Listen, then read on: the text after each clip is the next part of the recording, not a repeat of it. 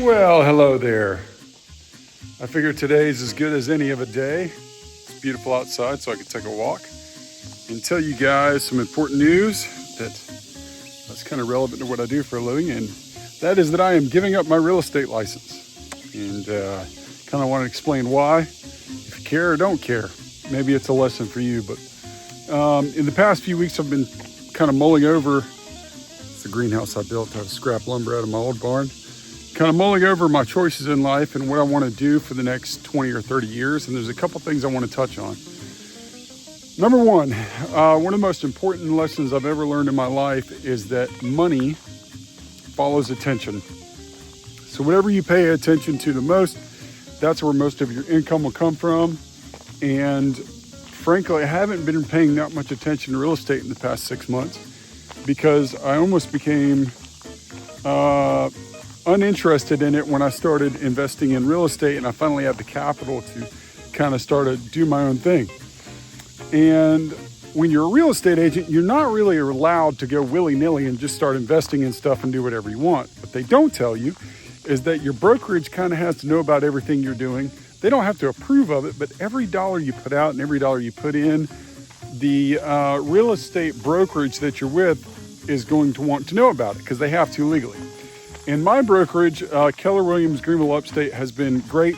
Patty Tuffin is my broker, and she is absolutely fantastic. I think the world of her. Frankly, she's one of the only females I've ever really listened to, other than my mother and my wife. And I actually call her for advice, and I think she's awesome. The team there at Keller Williams Greenville Upstate is great. It's just not, for me, I don't like following rules. I don't really care about processes. I'm not very good at paperwork. And I really don't want customers. Now, what am I going to do for a living? Now, here's a couple things I'm going to do for a living. So I'm going to switch over to consulting and still buy my own properties and sell my own properties. That's what I'm going to do to afford my family and lifestyle. That's how I'm going to make a living. But with consulting is if you're an investor or you are someone who needs to sell your house, basically you can call me and I'll tell you how to sell your house without a realtor, right? And you can pay me at closing. It's gonna be a very simple process. So if you've got an investment property, you wanna sell your own house, but you don't wanna hire a realtor or do all that, what you can do is just hire a consultant and say, hey, here's how you do things, here's the processes, here's the paperwork, here's how you get the closing attorneys, here's how you get the appraisals. And that's it. I still know all that sort of stuff. It's just I don't want to represent people and be that person who sells people stuff at this point in my life. Now, I'm still going to keep my license what's called referral status, which means I can refer out work to other great realtors and get paid for that, which I plan on doing. But the truth is just, I've kind of been on my own my whole life with some help here or there. And I've always kind of flown by the seat of my pants and done what I've wanted to do. And that's what I'm going to keep doing. And when you're a realtor and you have clients, your duties are to them. And your real responsibility is to take care of your client. And I take that very, very seriously, and I always have. And I feel like I've always done a good job. But I just don't think I'm there to do that right now while I'm focusing on investing more than I am brokering. So the main lesson I got out of this is, and what I've always paid attention to, is money follows attention. If my attention is on flipping houses and building up a name for someone that people can bring property to sell to, and it's easy, I pay them a fair price, they know I'm not going to hoodwink them or whatever the case is, it's going to be very hard to do that while I'm a realtor because I'm going to be paying so much attention to being a realtor, and a lot of realtors can do it. I can't. I've just found I'm a whole ass one guy, not a half-ass two guy. So that's kind of where I'm at. We're almost done with this last house in Easley, but I gave all my clients, basically a 2-week notice that I'm no longer going to be a licensed real estate agent. But I have one client that's got a larger piece of property. What I'm going to do is help him cut it up and maybe sell it in individual slices. Or I got another client that's got a commercial building. We'll see where that happens. But I can still be there for people when it comes to everything real estate. I'm just not going to do it as a licensed broker or real estate agent, but brokering deals, representing people, And the last thing I'll touch on is like, if you're thinking about getting your real estate license, there's some things they don't tell you about, right?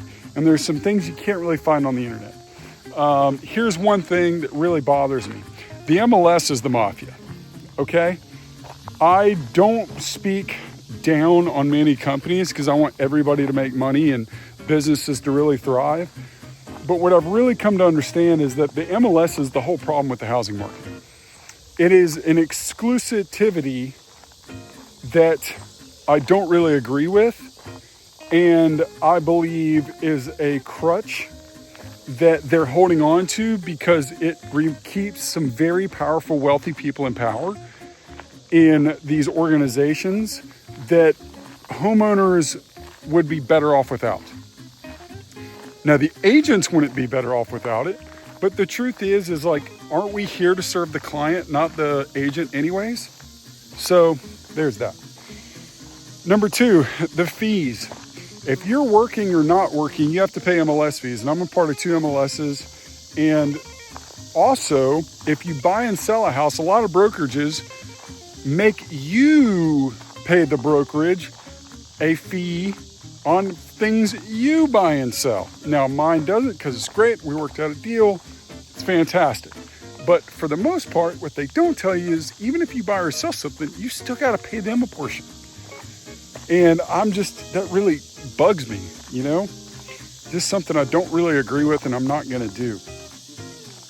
And the third and final thing that really bothers me is I got in trouble a few times I think I made an agent cry one time, and I fired another client who's a complete douchebag, and he called my broker and was complaining that I, fired him and whatever. And there are a lot of immature people in real estate that have no business being in real estate.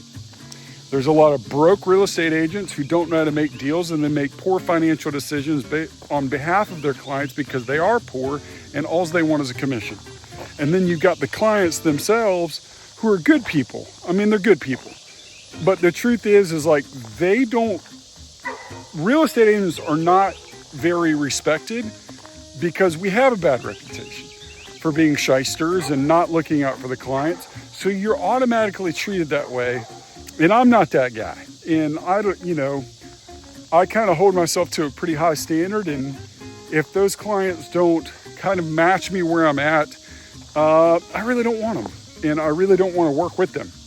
And they can go find business somewhere else. And I really don't care about that. So with those things, there's things I didn't anticipate when I got into getting my license. And I thought I was going to be some big shot agent and go out here and crush it. And I did, I think I made a little over $200,000 my first year. And this year, I don't know what I'll make. I really don't care. But the truth is when you're an investor, you can make more money investing than you can being an agent.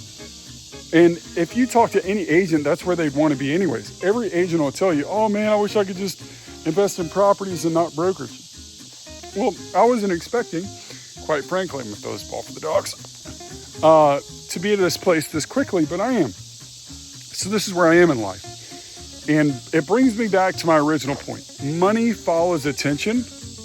And if the reward for